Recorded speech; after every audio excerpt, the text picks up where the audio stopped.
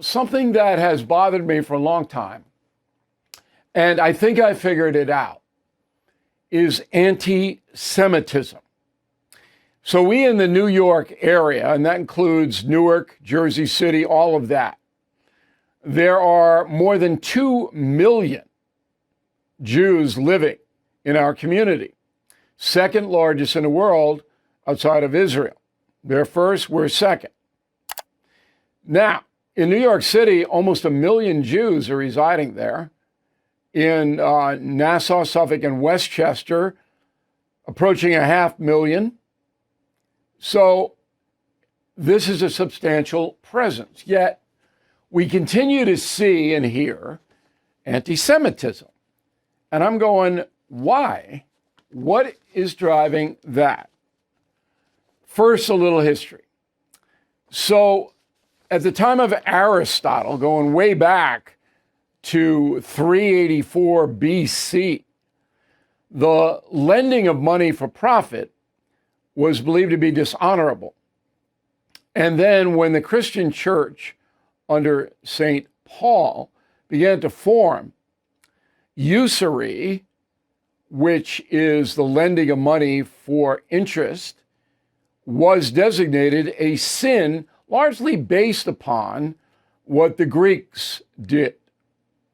And the church banned the practice in Europe. You could not lend money if you were a Christian. Now, in the Torah, the Hebrew Bible, a Jew cannot lend money and demand interest from another Jew.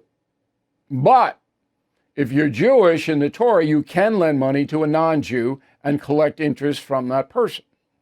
That fueled anti-Semitism throughout Europe in the Middle Ages up until modern times. I mean, this is the week of the Nazis losing, signing the armistice in 1945. That was all based on Jew hatred, that whole Third Reich.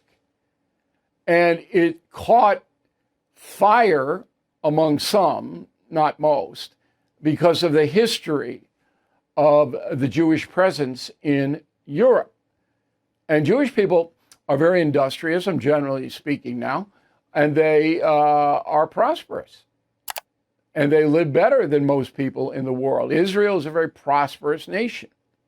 So that brings me to the far left around the world and in America. They hate Israel. And that's a lot of this anti-Semitism coming out of that crew. So they see Israel as a fascist state, number one, that expropriated Arab land in Palestine. And if you look at the history of that area, I mean, it's been occupied by Muslims, by Romans, on back and forth. And after World War II, Harry Truman got behind a Jewish state, as he had to, with 6 million dead in Europe and 10, 15 million displaced, and Stalin was persecuting Jews in Russia. They had nowhere to go. So territory was carved out in the Middle East for a Jewish state. Truman got behind it, and it came to be. But the far left hated that. They hate Israel. They think Israel is a colonial situation that persecutes and murders Jews. Now, no matter how much terrorism is directed at Israel, the far left's not going to change that. And a congresswoman, Omar, epitomizes that point of view. Roll it. Israel has dropped more bombs in the last 10 days than we dropped in a whole year in Afghanistan. Where is your humanity? Where is your outrage?